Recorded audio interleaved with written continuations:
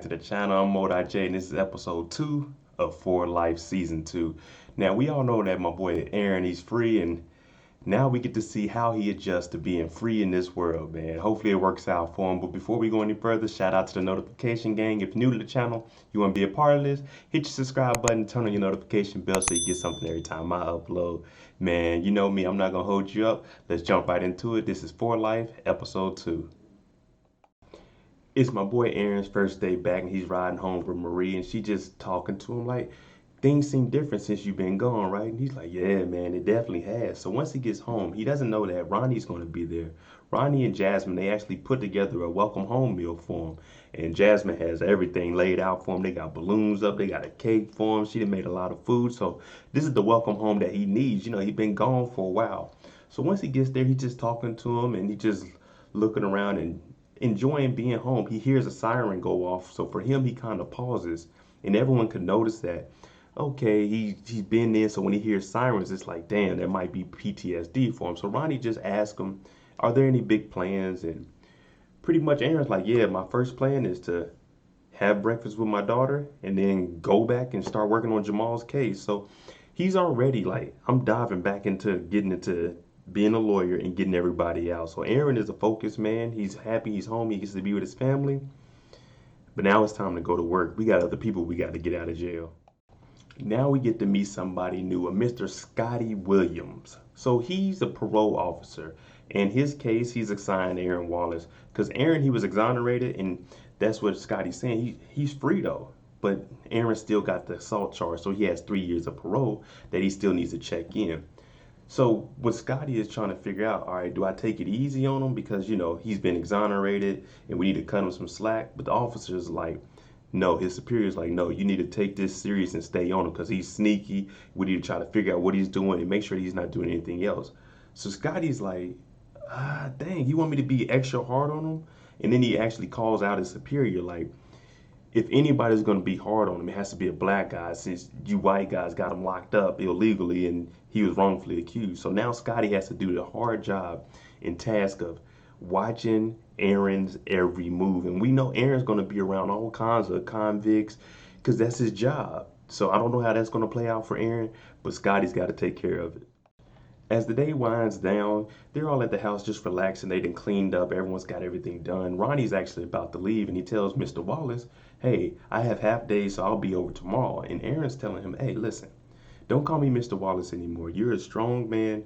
You stepped up to the plate. Just call me Aaron. So for Ronnie, that's a big thing because he always wanted to be good enough for, for Aaron while he was in. So now that he's out, he just wants to continue to take care of his daughter and his grandchild. Marie comes over and she starts talking to Aaron, and she's like, I picked out some suits for you, so you already have some things. But here's my thing. Here goes a couple of dollars for you to walk around in. But for this first night, just until we get adjusted, I'd feel more comfortable with you sleeping on the couch. And Aaron, he understands that, and he's like, yeah, I definitely, I'll stay on the couch. You know what I'm saying? I respect that, and we'll just go from here. I got to get up tomorrow. I got a few things I want to do on Jamal's case. I want to talk to his sister. And Marie's like, I love it, let's go, let's work from here. This is a good starting point for us. We finally get to meet Jamal's sister, Georgia. So Aaron actually goes across town, he meets up with her, and she's talking, okay, you're the famous Aaron. And Aaron is like, your brother, I was his cellmate for 9 years. He looked out for me. There's no way I would have made it. So for Georgia, she's like, thank you for that, but how are you going to help my brother when he paroles out in 3 years? So Aaron is like, yeah, but I'm trying to get him out before then. So she's pretty much not cooperating, like, man, my brother's going to get out anyway. But Aaron's like, man, we can get him out faster, and we can get pretty much try to clear up his record and things. You know what I'm saying? So Aaron's really determined to help Jamal out because that's your boy, man. He looked out for you. While they're having this interview, Georgia's boyfriend actually comes outside and is like, hey, get back in the house, man. Get back in the building, get back to work.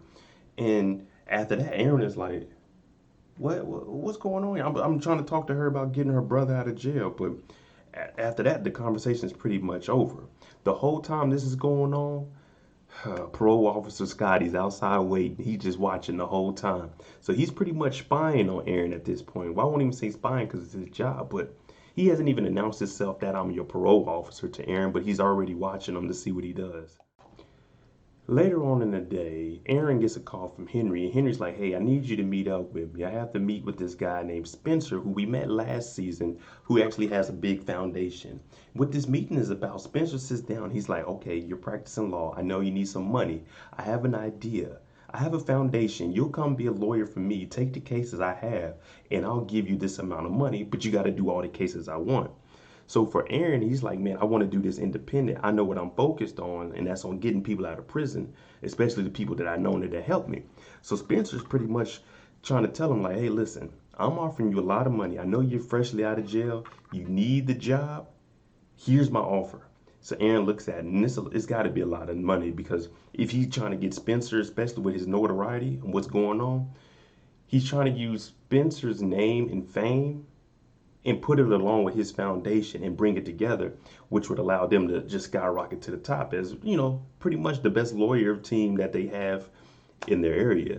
But Spencer, he's still iffy on it. So after he tells Spencer that he's interested, but he needs time to think about it, Spencer's like, all right, you can have some time.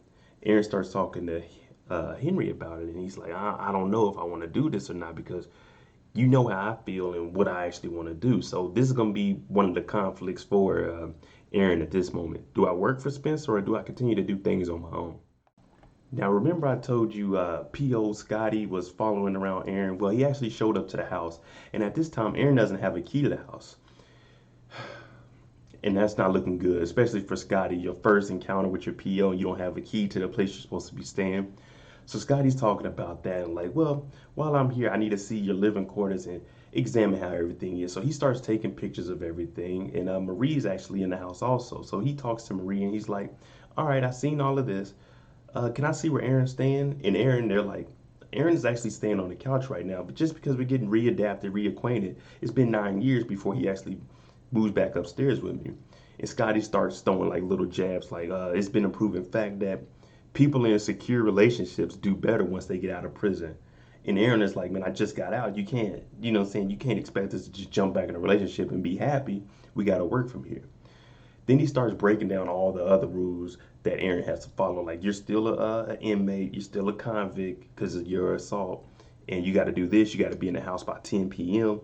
You can't see any felons. You can't see any ex-convicts, and which is very, very bad for him because at the moment he's trying to talk to Georgia, and figure out how to help her brother get out of jail. And Scotty's like, anybody you talk to, you have to run it by me. That's the only way any of this is going to happen. So Aaron is like, man, I'm a lawyer. You have to cut me some kind of slack. And Scotty's pretty much not with it.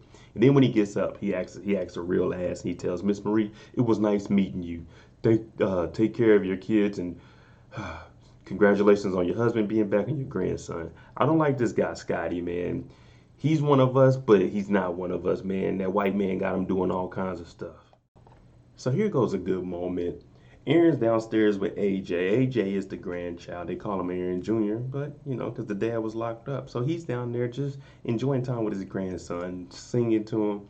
And then Marie comes down. So it's good they get to have this moment with their grandson. And they're singing a song that they actually used to sing to Jasmine when she was little. Now, it turns out Marie made it, but, Aaron, he stole it. And instead of saying mom, he says dad. So they're just, saying this is a chance we get to see them reconnect and make up for all the time that they lost. And they get to think about when their child was younger and now raising the grandchild together. So this is a good moment for both of them. Like, you definitely need that kind of moment, especially when you get out of prison and you're back with your family. You got to readjust to all these things and you got parole on top of all that. Come on, man. You got to love these moments. Aaron has to meet with his parole officer for his official visit where he has to turn in his driver's license, look for some jobs, do different things. And Aaron is like, I was a lawyer while I was in prison. I ran out of a 6x4 or 4x6 jail cell. I'm sure I can run an office out here on my own. I can figure it out. And Scotty's still taking like little jabs. You can tell he wants to help Aaron, but he still has to do his job and he's overdoing it to me. So Aaron, he's like, I got cases coming up. And I know you told me not to talk to Georgia, but I actually did talk to Georgia. And he shows her the text message talking about, you don't have to testify in your brother's case or anything. I just need the facts from you so I can use it. But it turns out she ends up getting arrested last night because of a domestic dispute with her boyfriend. And somehow she's the one that gets arrested, but she was defending herself. So now Aaron has to meet with her not only for the information for her brother, but now he has to try to get her out of jail. Aaron actually goes down and takes Georgia's case. Now we know Aaron's a hell of a lawyer, so when he gets there, he's already got things planned out. He called Marie and said, "Hey, is there a drug abuse like program that we can use?" She's like, "Yeah, there is." And he's like, "What about domestic abuse training or anything?" And she recommends him to something else. So what Aaron is doing is putting Georgia into all these classes before they go to trial, so it'll look like, okay, we're already trying to get her help. So once they get there, he's telling the judge this, and the prosecutor's like, "Listen, this is domestic dispute, but we also have drug charges." So Aaron is telling the judge like, "Hey, listen, that drug search, they did that unlawfully. Pretty much, they searched the house. They were there for a domestic dispute, and then they went around searching for it. So let's get that dismissed." And then he starts to present to the judge like, "Hey, I've already have her signed up for anger management, for drug stuff. But Georgia, she's like, 'Hey, man, I don't want to do that. I'm not a junkie.'" And the judge is like, "Did you talk to your client about that?" So Aaron tells us like, "Listen, I'm going to get you out of this. We got you all set up for this stuff. But I need your help with Georgia. You know what I'm saying? I need your help, Georgia." So he puts her on all this, and the judge hears it out and is like, "You know what, Aaron, I didn't expect to see you in here, but I'm glad to see you." And Aaron's like, "Yeah." So Aaron got Georgia off. He did his thing. First case, 1-0. After the trial, Aaron and Marie, they have a big dispute about him being a lawyer but not taking the money from Spencer when Spencer's offering money for him to do this. But Aaron, he's so focused. He's like, "This is what I want to do. I want to do it independently. I want to do it my way. I've been locked down. I've been up under other people's rules. I want to do this my way and take care of it." So their big dispute is, "Hey, you need to take this money from Spencer because our daughter's about to go to college next year. You know what I'm saying? I might have to take off time to help take care of the kid. You're going to be gone doing your lawyer. We need that money." So they have a big argument about that. Now, that's nothing that we don't see from any other kind of relationship. There's always going to be an argument about money, especially in this case, he doesn't have none. So him and Henry, they actually go and they find a space. It's a little old abandoned building, but Spencer comes and they start telling them, "Listen, we'll do your plan, but it has to be under my rules. I need my own office, and I'll take half of the salary that you're willing to offer me."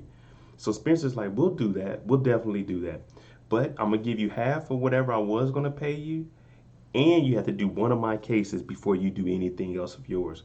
So for Aaron, it's like, I get half of what he is paying me. I get the coverage over my building. I'll definitely take that deal. So now Henry and, and Aaron, they have an actual office space that they can start practicing law. And Aaron has an income coming in from Spencer. So things are starting to look a little up for him, you know? He got things laid out. It's time to make it happen now. After that night, Aaron gets a call from a number he doesn't know. Turns out it's Jamal. So Jamal's like, "Hey, man, you know how things going out there? How my sister's case go?" And he's like, "Hey, it's 1-0 for Aaron, man. We got your sister off. Now we're gonna be working on your stuff." So Jamal's like, "Thank you, man. You know, I'm glad you helped take care of my sister and you looking out for me." And Aaron's like, "Hey, you already know it's all love. I'm gonna do whatever I can to get you out. You looked out for me. Now it's only right I do the same for you. I just have to do one case before I get to yours." So Jamal's like, "Hey, man, thanks." So Jamal, he lets the other inmates know, "Hey, you know who on the phone? Big Aaron's on the phone." So Aaron, hey, he's making a lot of progress, man. Been out, what, 1 day, 2 days now, and he's already got an office. He making big moves. Like I said, everything's falling in place. Aaron comes home. He lets Marie know, "Look, I took the money. I got my own office. Now I can worry about our family. We got the money coming in. I can practice my law. You don't have to worry about taking off no extra time or anything. We're going to have money. We're going to be straight." Things are starting to look up for us. So I like the way that this episode turned into positive in the end. Even though he still has to go through the parole, it's all positive now, and it's starting to look up for the for Aaron and Marie and the little AJ and Jasmine and even Ronnie. So things are looking real good for the family. There we go. That's For Life episode 2. I need you to comment below. What do you think? Do you think Aaron's going to be able to get this first case for Spencer?